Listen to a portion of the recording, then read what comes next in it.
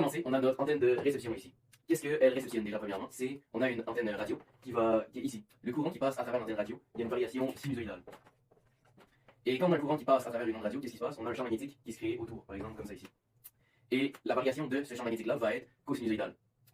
Ce champ magnétique-là va se propager premièrement en sphère autour de l'antenne, mais plus tu es loin de l'antenne, plus les sphères, quand tu les regardes à un niveau local, ressemblent plus à juste des lignes droites. Et nous, on va, avec notre antenne, on va capter ces lignes-là ici. Puisque le champ magnétique varie cosinusoïdalement, cette variation-là ici, chacune de ces couches-là va arriver une après les autres, mais la valeur qu'il va avoir à l'intérieur de ça, c'est ça qui va varier sinusoïdalement. Donc, ça va arriver à la même fréquence, mais pas avec la même amplitude. Donc, qu'est-ce qui se passe dans l'antenne? Premièrement, on a un champ magnétique qui va passer à travers l'antenne. Ce champ magnétique-là, on peut le représenter comme une densité de champ magnétique aussi, qui est B ici. Si on prend une densité, et qu'on la, genre, une densité de champ magnétique, et qu'on la fait sur toute l'air, donc on fait l'intégrale surfacique de cette densité-là, ça va nous donner le flux qui passe à travers cette surface-là. Le flux, c'est le flux magnétique, ça va être la quantité de champ magnétique qui va passer à travers une certaine surface. Ce flux-là ici, quand il varie, donc par exemple, admettons, notre surface va rester constante. Donc ça reste constant. Mais notre densité de champ magnétique va varier selon notre champ magnétique. Et le champ magnétique, il varie cosinusoïdalement. Donc, notre flux magnétique va varier en fonction du temps. Une variation en fonction du temps, c'est la dérivée en fonction du temps. Et moins la dérivée du flux en fonction du temps, c'est égal à la force électromotrice. C'est la loi de Faraday. Une force électromotrice, c'est quoi? C'est aussi une différence de tension. Donc là, on vient de trouver que la variation du champ magnétique qui va passer à travers notre antenne va nous donner, à la fin, une différence de tension aux bandes de notre antenne. Maintenant, on aimerait savoir, ça va être quoi la valeur de cette différence de tension-là. Puisque notre surface c'est un carré de 28 cm, on peut exprimer notre intégrale surfacique comme 0 à 28, 0 à 28, parce qu'un carré, les deux côtés sont de la même taille, donc dx, dy, ça ne change pas rien. Donc, on peut représenter cette formule-là comme, puisqu'il n'y a rien qui varie en fonction de x et y, ça ici, ça va juste être l'aire de notre surface, donc 0,28 au carré. Et il nous reste juste à faire la dérivée de cos de oméga fois de oméga t. Ça veut juste faire un moins sinus, le moins il est là, faut qu'on l'enlève, ça devient juste un sinus positif fois 2 constants. Vu que c'est une différence de tension, on va l'exprimer comme un delta V égale V0 fois sin de oméga t, où V0 c'est juste une constante pour dire notre R fois le mu0 fois le H0, c'est juste des constantes. Le H0 c'était l'amplitude du champ magnétique quand il variait en fonction de sinus. On va se garder cette valeur-là en réserve pour le moment, et maintenant on va parler du filtre passe-bande, qui est la deuxième étape de notre radio. Un filtre passe-bande c'est quoi? Ça va être un filtre qui va juste laisser passer une certaine fréquence, cette fréquence-là, et rien d'autre autour. Donc on peut isoler une fréquence, c'est comme quand on choisit quelle station à la radio prendre, on choisit une fréquence et toutes les autres on les entend pas. Un filtre passe-bande c'est composé d'un filtre passe-haut, puis un filtre passe-bas, qu'on met ensemble pour juste avoir une place où que ça passe et toutes les autres places où ça passe pas. Le filtre passe-haut, normalement c'est avec un circuit avec un condensateur, et un filtre passe-bas c'est avec une bobine. Si on combine les deux ensemble, on a un circuit avec une bobine et un condensateur qui sont les deux en série. Et notre tension de sortie, ça va être la tension aux bandes des condensateurs, et ça va nous donner notre filtre. Il se trouve qu'une source de tension en série avec une bobine, on l'a déjà, c'est notre antenne, parce qu'on a fait une bobine en enroulant du fil, et notre source de tension, c'est notre force électromotrice qui est créée par la variation du champ magnétique. Donc, tout ce qu'il reste à faire, c'est mettre le condensateur avec, et mesurer la capacité aux bandes du condensateur pour avoir ça ici. Ce qu'on va chercher, c'est un moment où que la tension de sortie, elle va être à sa plus grande valeur. Et pour ça, on va devoir utiliser des fréquences de résonance, qui sont des fréquences pour lesquelles on peut avoir une plus grande valeur sans plus d'efforts. Et pour trouver cette fréquence de résonance-là, on va devoir analyser notre circuit LC ici. Donc là, notre circuit LC, qui est là ici, il y a une tension d'entrée, et selon la loi des mailles, la tension d'entrée est égale aux tensions de sortie. Les deux tensions de sortie, c'est les inductances de la capacité du condensateur et de la bobine. Même si ce n'est pas des résistances, chaque composante a quand même une valeur qui va résister au passage du courant, et c'est ça qu'on appelle les inductances. L'inductance de C, on va juste la garder comme ça, mais on sait que l'inductance de L, elle va être égale à L fois la valeur de l'inductance fois la dérivée du courant en fonction du temps. Et le courant lui-même, c'est égal à la capacité fois la dérivée de l'inductance de la capacité. Quand on met tout ça ensemble, on a une valeur de l'inductance de la bobine en fonction de la capacité. C'est la dérivée seconde de l'inductance de la capacité fois LC. Si on met ça dans un système de VL plus VC, ça nous fait une équation différentielle, parce qu'on va avoir une dérivée seconde de VC et VC tout court. La solution à cette équation différentielle-là, je l'ai déjà faite, mais on va avoir V0 fois sin de oméga t divisé par 1 moins oméga au carré fois LC. Et comme j'avais montré dans ce circuit-là ici, notre tension de sortie, c'est la tension aux bandes de la capacité. Et ça, c'est la tension aux bandes de la capacité en fonction du temps. Donc ça ici, c'est égal à la tension de sortie en fonction du temps.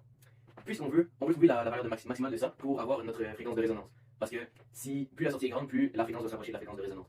Et donc, comment on fait pour trouver le maximum de la sortie?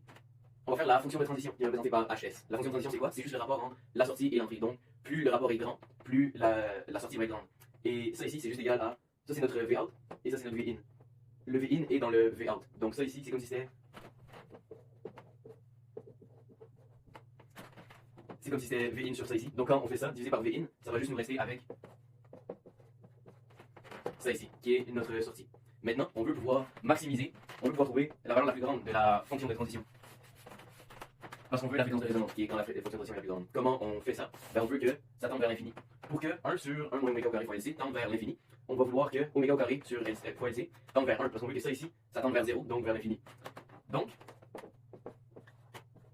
oméga va être égal à 1 sur racine de LC. Parce que quand on remplace là-dedans ici, ça fait 1 sur 0, ça va être l'infini. Donc, ça ici, c'est notre valeur oméga, c'est la fréquence angulaire. Ça va être notre valeur de fréquence angulaire de résonance, quand oméga est égal à ça.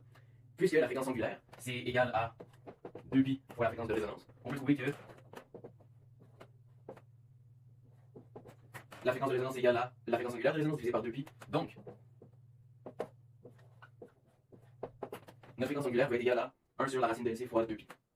Pourquoi est-ce qu'on a fait tant de travail pour trouver la fréquence de résonance? C'est parce que pour notre filtre passe-bande ici, si on a juste n'importe quelle fréquence, il va quand même pouvoir l'isoler. Mais quand il y a une fréquence de résonance, la fréquence va juste être beaucoup plus grande. Donc ça va être comme de même. Et nous, on veut que les fréquences qu'on capte, donc les fréquences que l'antenne de la radio nous envoie, ça soit des fréquences de résonance de notre circuit. Comme ça, la fréquence est la plus grande et c'est celle. Et on capte la fréquence la plus grande tout le temps. Comme ça, parce que dans le fil passe-bande, il y a plein d'autres fréquences autour qui sont là. Mais c'est juste, on les comprend, on les ignore. Mais ça veut pas dire qu'elles n'existent pas. Puis dans ces fréquences-là, il y a la fréquence de résonance. C'est juste que là, on veut que notre fil passe-bande prenne la fréquence de résonance et seulement la fréquence de résonance. Et donc, voilà, c'est pour ça qu'on a fait toute cette analyse-là. Maintenant, on est rendu à l'étape du démodulateur. Le démodulateur, qu'est-ce que c'est? C'est que là, en ce moment, on est capable de capter les ondes puis tout prendre ça et c'est bien beau. Mais on reçoit quand même un signal qui ressemble à ça ici, parce que c'est des ondes sinusoïdales qui varient. Nous, ce qu'on voudrait avoir, c'est le signal audio qui est caché à l'intérieur de ces fréquences-là. Parce qu'on multiplie un signal audio qui ressemble à quelque chose comme ça, avec une onde sinusoïdale, pour pouvoir l'envoyer. Parce que juste un signal audio comme ça, c'est trop basse fréquence, ça ne peut pas se propager aussi bien qu'une onde sinusoïdale à ces hautes fréquences-là. Mais après ça, il faut qu'on puisse décoder ça. Donc, comment on fait? Ben, premièrement, on veut juste la partie supérieure. Là, une onde sinusoïdale, c'est symétrique par rapport à l'axe des X. Nous, on veut juste en haut. Donc, qu'est-ce qu'on fait pour éliminer toutes les valeurs qui sont plus petites que 0? Ben, on va utiliser une diode dans notre circuit. On fait juste mettre une diode entre les ondes qu'on reçoit et notre circuit amplificateur qui va traiter les ondes qu'on va voir plus tard. Et ce que la diode fait, c'est juste passer les différences de tension qui sont plus grandes que 0. Donc, parce que notre sortie, c'est quand même aux bandes du condensateur. Et elle varie quand même la tension de sortie. Mais si on met une diode qui passe à travers, elle va juste couper toute la partie négative, puis elle va juste envoyer la partie positive. Ça s'appelle rehausser notre circuit. Ça, c'est la seule partie qu'on avait à faire, parce que l'autre partie du démodulateur se fait dans les écouteurs. Là. Nous, tout ce qu'on a à faire, c'est juste le rehausser pour éviter qu'il y ait des ennuis plus tard. Pour le circuit amplificateur, c'est la partie un peu là. Il n'y a pas vraiment de. Il y a de la physique derrière ça, c'est sûr. Mais c'est la partie qu'on nous a donné le circuit, on a dit il marche. Puis tout ce qu'on a besoin de savoir, c'est que le circuit amplificateur, pour entendre la fréquence radio, normalement, on aurait besoin d'écouteurs spéciaux qui, eux autres, vont entendre ce type de fréquence-là. Mais c'est très rare d'avoir des appareils comme ça. Donc le plus simple, c'est juste.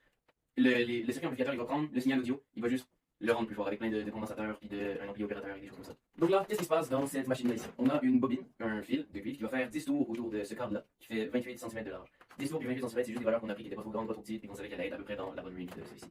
Puis là, ce qu'on peut faire, c'est changer de fréquence. C'est ça qu'une radio fait. La fréquence est facile, elle dépend de l'inductance et de la capacité. Inductance, on peut pas la changer. C'est le nombre de tours, elle dépend juste du nombre de tours. On peut pas juste défaire des tours puis en faire, c'est trop long, c'est trop compliqué. On va changer la capacité avec un condensateur coaxial variable. Condensateur coaxial, ça ressemble à ça ici. Fait que c'est juste à la place d'être deux plaques normales, c'est l'équivalent de deux plaques, mais on les a regroupées, puis on les a faites en cylindre. Ça, c'est la vue de côté. Mais en gros, c'est juste, on a un plus gros cylindre ici, puis il y a un plus petit cylindre, les deux sont faits en aluminium, donc c'est un matériau conducteur, et ça fait une capacité entre les deux. Pourquoi il est variable? C'est qu'on peut bouger le cylindre selon les longueurs. Donc, la capacité va seulement se faire entre les deux plaques. Donc, si on bouge, admettons, on enlève tout ce bout-là, on le retire, ben maintenant la capacité se fait juste dans cette zone-là, à la place de tantôt quand c'était dans tout ça ici. Et maintenant, on veut savoir comment on va trouver ces capacités-là. Et bien, on a une formule pour trouver l'inductance, que quand on réduit toutes les constantes, on arrive à ce nombre-là ici qui dépend juste du nombre de tours. Le nombre de tours, on va le fixer à 10, donc on arrive à cette valeur-là d'inductance. Puis maintenant, on peut juste simplifier ça pour trouver la capacité en faisant au carré puis en switchant la fréquence puis racine de LC. Puis maintenant, c'est la capacité qui dépend juste de la fréquence. Dans une radio AM, la fréquence minimale c'est 540 kHz, maximale 1600 kHz. Donc pour la capacité maximale, c'est la fréquence minimale et la capacité minimale, c'est la fréquence maximale. Donc ça nous donne qu'on devrait avoir une capacité maximale de 0.61 nF et minimale de 0.07 nF. Maintenant, pour faire ça dans le condensateur, comme on a fait ça, on aurait pu prendre la formule qui calcule la capacité d'un condensateur coaxial, mais il y avait trop de pertes partout et c'est trop compliqué parce que c'est loin d'être un condensateur parfait. Donc ce qu'on a fait à la place, c'est qu'on en avait un beaucoup plus long que ce qu'il y avait besoin d'être. On est allé en laboratoire mesurer les capacités puis on l'a coupé autour de la valeur qui nous intéressait pour avoir une valeur maximale de 0.61 nF. Et c'est comme ça qu'on a eu notre condensateur. Puis maintenant, on a notre condensateur variable, notre bobine, tout ça fonctionne. Le circuit amplificateur est amplifié le truc qui va dans un câble audio jack. Et ça, c'est l'intégralité de notre radio. Donc là, on a la chaîne numéro 1. J'ai du pub en anglais en bougeant le condensateur ici. L'approche, quand même, il y a 3 ou 4 personnes à l'extérieur de leur véhicule.